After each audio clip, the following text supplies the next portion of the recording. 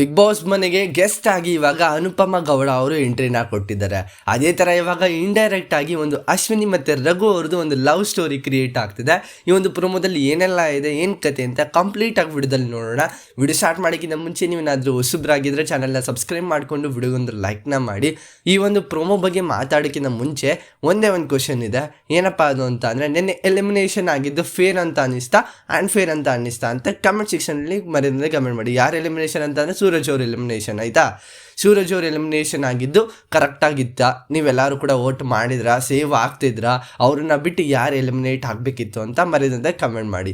ಅದಲ್ಲದಂತೆ ಇವತ್ತಿನ ಒಂದು ಎಪಿಸೋಡಲ್ಲಿ ಧ್ರುವಂತಿಲ್ಲ ಅಂದರೆ ಸ್ಪಂದನ ಅವರು ಎಲಿಮಿನೇಟ್ ಆಗ್ತಾರೆ. ಇವರಿಬ್ಬರಲ್ಲಿ ಯಾರು ಎಲಿಮಿನೇಟ್ ಆಗ್ತಾರೆ ಅಂತ ನಾನು ಕಂಪ್ಲೀಟಾಗಿ ಟೆಲಿಗ್ರಾಮ್ ಗ್ರೂಪಲ್ಲಿ ಅಪ್ಡೇಟ್ನ ಮಾಡ್ತೀನಿ. ಟೆಲಿಗ್ರಾಮ್ ಗ್ರೂಪ್ಗೆ ಯಾರೇನೋ ಜಾಯ್ನ್ ಆಗಿಲ್ಲ, ಜಾಯ್ನ್ ಆಗಿ ಡಿಸ್ಕ್ರಿಪ್ಷನಲ್ಲಿ ಲಿಂಕ್ ಇರುತ್ತೆ.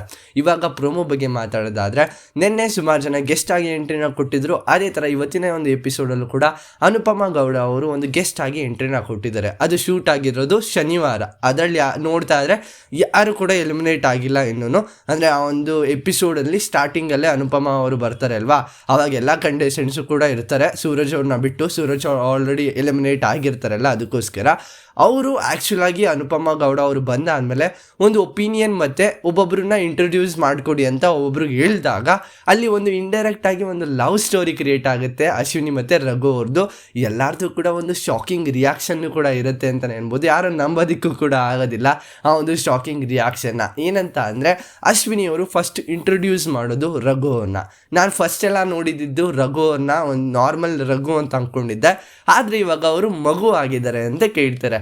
ಇದರಲ್ಲಿ ಸುಮಾರು ಜನ ಒಂದು ಸ್ವಲ್ಪ ಎಂಟರ್ಟೈನಿಂಗ್ನಾಗ ತಗೊಳ್ತಾರೆ, ಎಲ್ಲರೂ ಕೂಡ ಶಾಕು ಕೂಡ ಆಗ್ತಾರೆ. ನೀವು ಫಸ್ಟೆಲ್ಲ ಅಬ್ಸರ್ವ್ ಮಾಡಿರ್ಬೋದು, ಸ್ಟಾರ್ಟಿಂಗಲ್ಲೇ ಜಗಳ ಆಗಿದ್ದು ರಘು ಮತ್ತು ಅಶ್ವಿನಿ ಅವ್ರ ನಡುವೆ. ಏಕವಚನ ಮಾತಾಡ್ತೀರಾ, ಅದೇ ಥರ ಇನ್ನೊಂದು ಕನ್ನಡ ನೀಟಾಗಿ ಬಳಸೋದೇ ಇಲ್ಲ, ಇಂಗ್ಲೀಷ್ ಮಾತಾಡ್ತೀರಾ.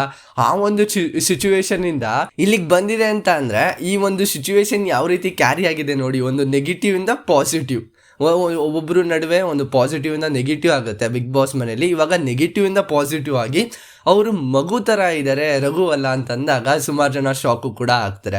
ಅದಾದಮೇಲೆ ರಘು ಅವರು ಅಶ್ವಿನಿಯವ್ರನ್ನ ಇಂಟ್ರೊಡ್ಯೂಸ್ ಮಾಡಿಕೊಟ್ಟಾಗ ಅವರೂ ಕೂಡ ನಾನು ಹೇಳ್ತಾರೆ, ಆ ಒಂದು ಬಾಂಡಿಂಗ್ ನನಗಿಷ್ಟ, ಅವ್ರು ಮಾತಾಡೋದಾಗಿರ್ಬೋದು ಫಸ್ಟೆಲ್ಲ ಇದ್ದಿದ್ದು ಕರೆಕ್ಟಾಗಿರಲಿಲ್ಲ, ಬಟ್ ಈ ಒಂದು ಬಾಂಡಿಂಗ್ ನನಗಿಷ್ಟ ಅಂತ ಅಲ್ಲಿ ರಘು ಅವರು ಅಶ್ವಿನಿಯವ್ರ ಬಗ್ಗೆ ಹೇಳ್ತಾರೆ ಅಂತಲೇ ಅನ್ಬೋದು.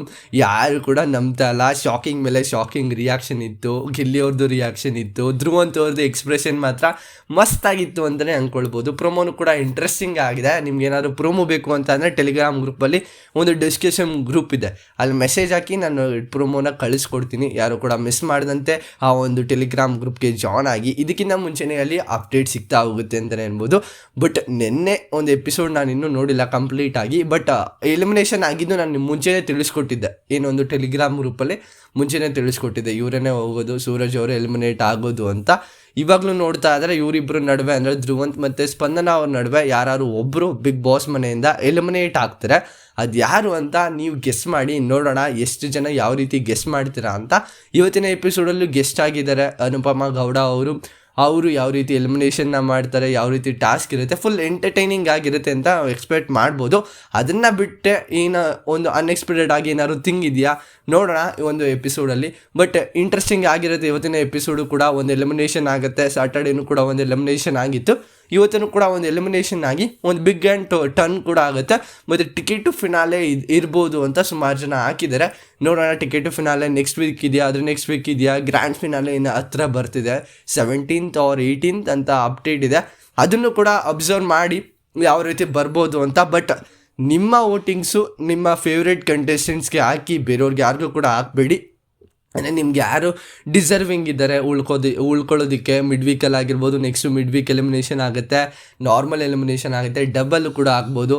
ಬಟ್ ಅದು ನಿಮ್ಮ ಮೇಲೆ ಡಿಪೆಂಡ್ ಆಗಿರುತ್ತೆ ಅಂತಲೇ ಅನ್ಬೋದು. ಬಟ್ ಇದಿಷ್ಟು ಒಂದು ಪ್ರೊಮೋ ರಿವ್ಯೂ ಆಗಿರುತ್ತೆ. ಈ ಒಂದು ಪ್ರೊಮೋ ರಿವ್ಯೂ ನಿಮ್ಗೆ ಇಷ್ಟ ಆಗಿದ್ರೆ ದಯವಿಟ್ಟು ಒಂದು ಲೈಕ್, ಶೇರು, ಕಮೆಂಟು, ಸಬ್ಸ್ಕ್ರೈಬ್ ಮಾಡ್ಕೋದು ಅಂತ ನೋಡ್ತಿದ್ರೆ ದಯವಿಟ್ಟು ಸಬ್ಸ್ಕ್ರೈಬ್ ಮಾಡ್ಕೊಂಡು ಸಪೋರ್ಟ್ ಮಾಡಿ ಅಂತ ಹೇಳ್ತಾನೆ. ನೆಕ್ಸ್ಟ್ ವಿಡಿಯೋ ಸಿಗೋಣ. ಬಾಯ್ ಬಾಯ್, ಥ್ಯಾಂಕ್ ಯು, ನಮಸ್ಕಾರ.